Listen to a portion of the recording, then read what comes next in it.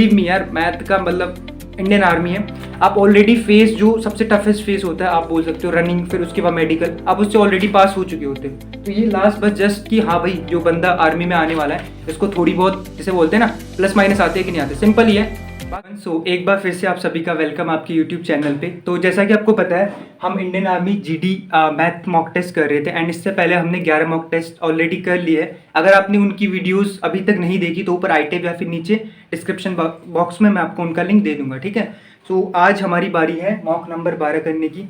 And ये जो मैं आपको मॉक करवा रहा हूँ, मैं आपको पहले ही बता दूँ, यहाँ पास ही में कोचिंग है इन्फिनिटी कोचिंग, तो वहाँ का क्वेश्चन पेपर मेरे पास अभी है। तो वहाँ के क्वेश्चन पेपर से हम मैथ के जितने भी क्वेश्चन हैं वो सारे सॉल्व करेंगे एंड इसका जो भी क्रेडिट है that is all goes to infinity coaching, ठीक है। सो काफ़ी अच्छा पेपर बना है, जहाँ तक मैंने एनालिसिस किया, मतलब जो प्रीवियस ईयर में क्वेश्चंस आ रहे थे ऐसा ही है। सो चलिए ट्राई करते हैं। तो ऊपर आपको मैं बाद में एडिट करके लगा दूंगा क्वेश्चन, ठीक है। पहला क्वेश्चन ध्यान से देखो भाई, क्या बोल रहा है, बोल रखा है 9 के वर्गों को 64 के घनमूल से भाग देने पर शेषफल क्या होगा। अब देखो बहुत से बच्चे तो मतलब इस क्वेश्चन को पढ़ते ही, मतलब होता क्या है कि हमें लैंग्वेज समझ नहीं आती, आपको समझना होगा 9 का वर्ग क्या होता है। सिंपल से अगर मैं आपको बात पूछता हूँ भाई 9 का वर्ग बताओ, तो आप क्या बोलोगे, 9 के वर्ग का मतलब है 9 गुणा 9, 9 गुणा 9 का मतलब 81। अब आपको इस 81 को किससे भाग देना है, वो बोल रहे हैं 64 के घनमूल से। अब आपको पता होना चाहिए कि भैया 64 का घनमूल होता क्या है। तो मैं आपको पहले ही बता दूं, घनमूल का मतलब होता है एक संख्या को 3 बार गुणा करके जो नंबर आता है वही घनमूल होता है। तो ऐसी कौन सी संख्या है जिसको 3 बार गुणा करने पे 64 आए, तो आप बोलोगे 4, बिल्कुल सही बात, क्योंकि 4 चक्कू 16 चक्कू 64 होता है। अब वो बोल रहा है भैया जो 81 है ना इसको 4 से भाग दे दो। तो आपको ही पता है अगर मैं 81 को 4 से भाग दूंगा तो कितनी बारी जाएगा, 20 बारी जाएगा, क्योंकि 20 चक्कू 80 होता है। और जो शेषफल आएगा यानी कि रिमाइंडर आएगा वो 1 आएगा, ठीक है। तो जो आपका पहला क्वेश्चन का राइट आंसर होगा वो कितना होगा, 1। जो हमारा शेषफल है वो कितना है, 1 आया ना, बिल्कुल इसे बोलते हैं, सिंपल सा क्वेश्चन था, बट हाँ लॉजिकल क्वेश्चन था, लैंग्वेज थोड़ी सी टिपिकल थी, आदमी समझ कभी कंफ्यूज हो जाता है, ठीक है। नेक्स्ट क्वेश्चन देखो भाई, ऊपर स्क्रीन पे दिखाई दे रहा होगा, क्या बोल रखा है, क्वेश्चन है हमारे पास a स्क्वायर माइनस में 5a प्लस में 1 बराबर 0। तो हमें यहाँ से किसकी वैल्यू फाइंड करनी है, a प्लस 1 अपॉन a की, ठीक है। ध्यान से देखो क्या है question, question number 2। Question number 2 दे रखा है a स्क्वायर माइनस में 5a और प्लस में 1 बराबर कितना दे रखा है, 0, ठीक है। और आपको दे रखा है a not is equal to 0। इसका मतलब क्या होता है, a का मान 0 नहीं होना चाहिए, सिंपल सी बात है। हमें मान पूछ रखा है a प्लस में 1 अपॉन a का बराबर क्या होगा, ठीक है, यही पूछा है, बिल्कुल सही बात। अच्छा अब ध्यान से देखो, अगर आपने थोड़ा सा इसमें दिमाग लगाया तो आप क्या बोलोगे, आप एक काम करो, पहले ये जो पूरी आपको समीकरण दे रखा है, एक्सप्रेशन दे रखा है, आप इसको a से भाग कर दो। अब आप बोलोगे भाई मतलब तेरे दिमाग में कैसे आया कि a से भाग करेंगे। मैंने कहा मेरे दिमाग में ऐसा है कि मैंने जब इसको a से भाग करूंगा तो a से a कट जाएगा, क्योंकि यहाँ 2 पावर है, नीचे 1 पावर है। इसको अगर मैंने a से भाग दिया ये a से a कट जाएगा, और अगर मैं इसको a से भाग दूंगा तो ध्यान से देखो मुझे यहाँ a प्लस में 1 अपॉन a मिल रहा है कि नहीं मिल रहा है, तो आप बोलोगे बिल्कुल, और उसी का मान तो हमें चाहिए था। तो ये हो जाएगा हमारा a प्लस में 1 अपॉन a बराबर, अब ध्यान से देखो क्योंकि यहाँ a से a कट हो गया था, ये जो 5 है ऋण का, इसको मैं यहाँ ले जाऊंगा, कौन से साइड, दाएं साइड। तो ये यहाँ अगर ऋण का था उधर जाके धन का, तो a प्लस 1 अपॉन में a बराबर कितना आ जाएगा, 5, जो कि आपको ऑप्शन नंबर कितना दे रखा है, a। तो ये भी काफी मेरे ख्याल से आसान सा क्वेश्चन था, बस आपको पता होना चाहिए कि आपको भाग किससे करना है, ठीक है। तो ये लॉजिक भी मेरे ख्याल से क्लियर हो गया होगा। क्वेश्चन नंबर 3 देखो भाई, एंड थोड़ा फास्ट चलेंगे आज क्योंकि बिकॉज टाइम नहीं है हमारे पास, ठीक है। तो ध्यान से देखो भाई, नेक्स्ट क्वेश्चन बोल रहा है आपके पास एक बाइक सवार 54 किलोमीटर प्रति घंटा। अब देखो 54 किलोमीटर प्रति घंटा है यानी कि वो इसकी स्पीड है, ठीक है, चाल 54 किलोमीटर प्रति घंटा, ठीक है, पर हार की रफ्तार से एक पुल को पार करता है। यदि पुल को पार करने में 4 मिनट का समय लगता है, ठीक है, जो उसको टाइम लगता है पुल को पार करने में वो 4 मिनट का वो लगता है, क्या समय लगता है। तो बताओ पुल की लंबाई। अब देखो भाई साफ सीधी बात है, आपने एक फॉर्मूला पढ़ा होगा, क्या, चाल बराबर दूरी बटे समय, पढ़ा है कि नहीं पढ़ा, बिल्कुल भाई पढ़ा है, चाल बराबर दूरी बटे समय।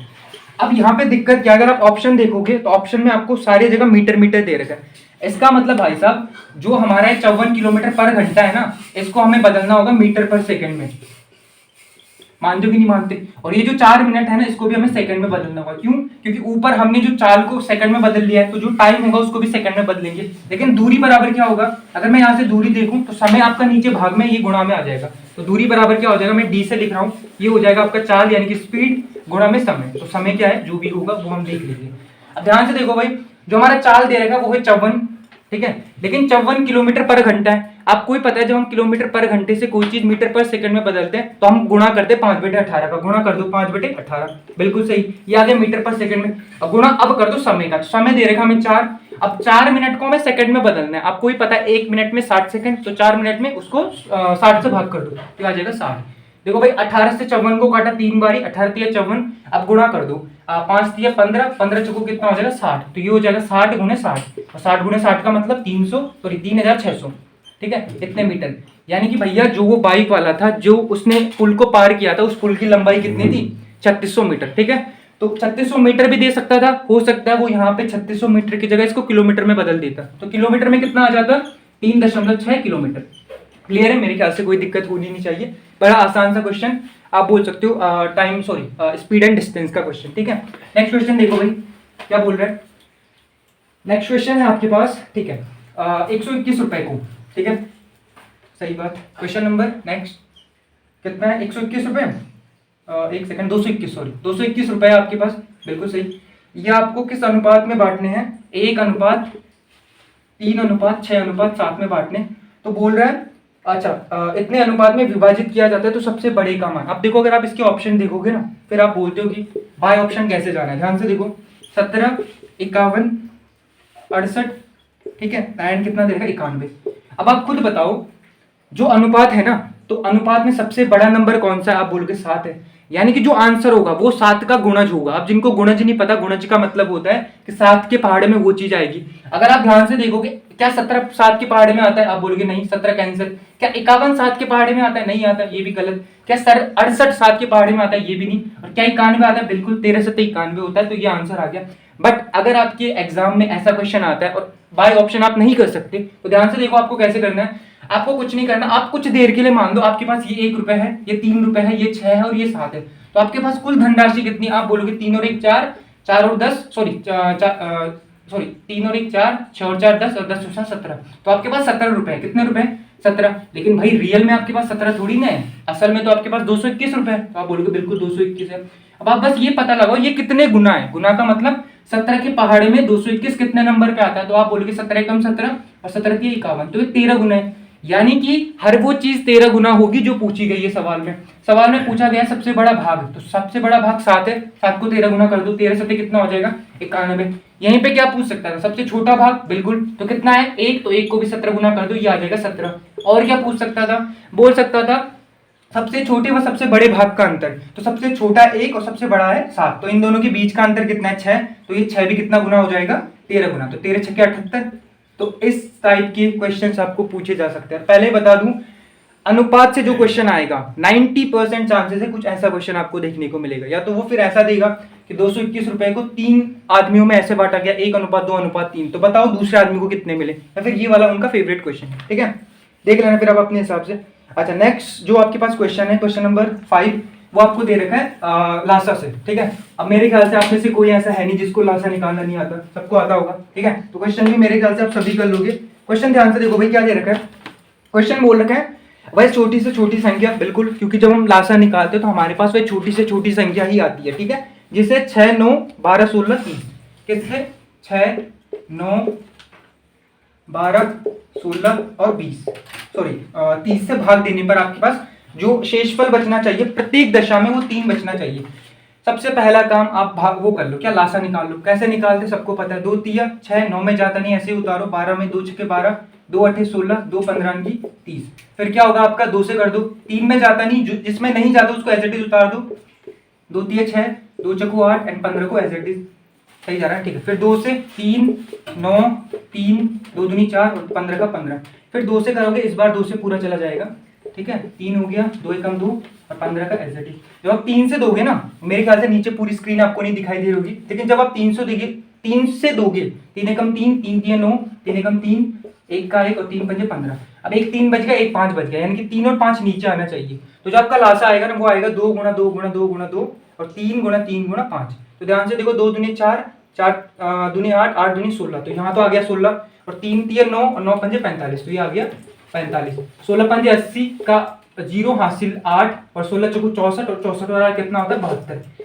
यानी कि ध्यान से देखो, अब बहुत से बच्चे 720 ऑप्शन में है वही टिक कर देंगे, लेकिन भाई आपको क्वेश्चन कुछ और दे रखा है, बोल रखा है कि इनसे तो वो भाग होनी चाहिए, लेकिन भाई ये नंबर इनसे भाग होता है, बिल्कुल सही बात, लेकिन प्रत्येक दशा में 3 कब बचेगा, जब हम इसमें 3 जोड़ देंगे। तो 720 में अगर आप 3 जोड़ोगे तो 723 आएगा। इसका मतलब क्या है कि 723 वो छोटी से छोटी संख्या है जिसको कि अगर आप 6, 9, 12, 16 और 30 से भाग दोगे तो प्रत्येक दशा में आपका शेषफल कितना बचेगा, 3 बचेगा। लासा का सबसे आसान सा क्वेश्चन आपके पास था, मेरे ख्याल से आप सबने इस क्वेश्चन को किया होगा। ठीक है, नेक्स्ट क्वेश्चन देखो भाई क्या बोल रहा है।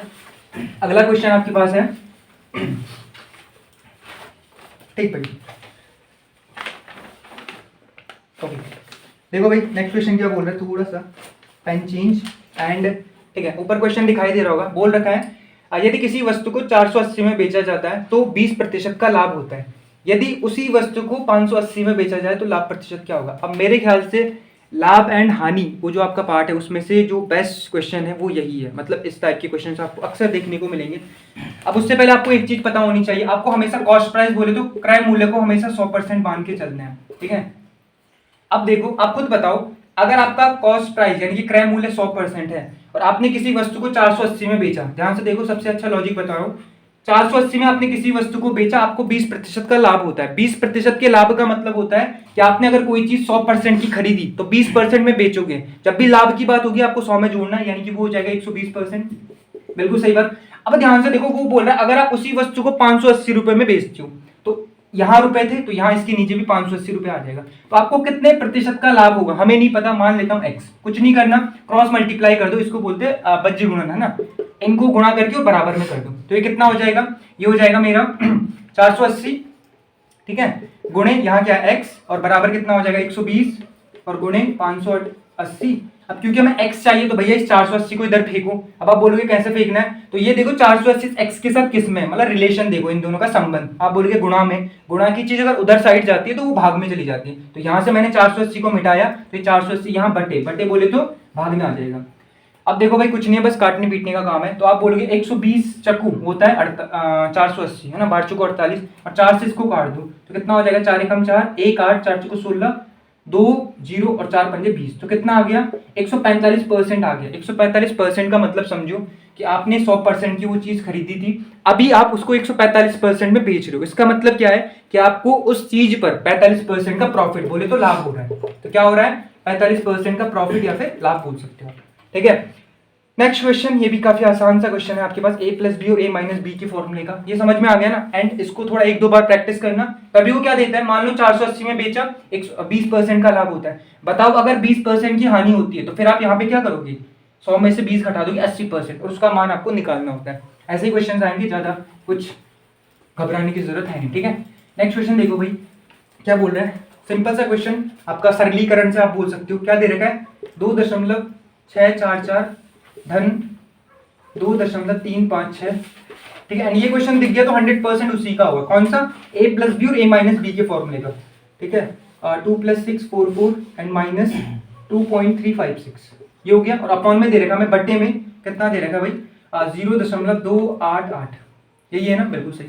अब ध्यान से देखो, अगर आप यहाँ देखोगे, एक सेकंड ना कुछ गड़बड़ लग रही है, नहीं बिल्कुल सही है, तो आप एक काम करो, इन दोनों को जोड़ो और इन दोनों को घटा दो, तो आपको क्या मिलेगा, आप ध्यान से देखोगे, अगर मैं इनको जोड़ता हूँ, अब भाई अगर जिनको दशमलव के जोड़ भी नहीं आते तो सीख लेना, 6 और 4 होता है 10, 10 का 0, 5 और 4 9, 10 का 0, 6 और 3 9, 10 का 0, ठीक है, और 2 2 4 8 5, तो यहाँ पे तो आ गया 5, 5 के पीछे 0 है, कोई मतलब नहीं है क्योंकि उसके बाद कोई नंबर नहीं है। ठीक है, 5 गुणे ये रहा, इसमें से अगर आप इसको घटाओगे 2.644 में से 2.355 तो आपको ये मिलेगा। ठीक है, क्या मिल जाएगा 2.888, आराम से करना घर जाके, ठीक है 288। अब ध्यान से देखो, इससे ये कट गया पूरा, तो आंसर कितना आ गया 5।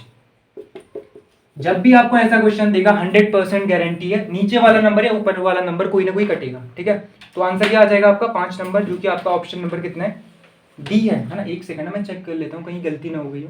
ठीक है, 6 3 9 बिल्कुल सही, यहाँ से एक बार घटा के देख लो यार, 14 में से 6 जाएगा 8 और यहाँ पे बच जाएगा 3, तो 8 और 5 13 ना, ठीक है 8 और 5 3 2 बिल्कुल सही है, 288 200 बिल्कुल कट है। तो आपको option number sorry option D यानी कि 5 आपका इसका राइट आंसर हो जाएगा।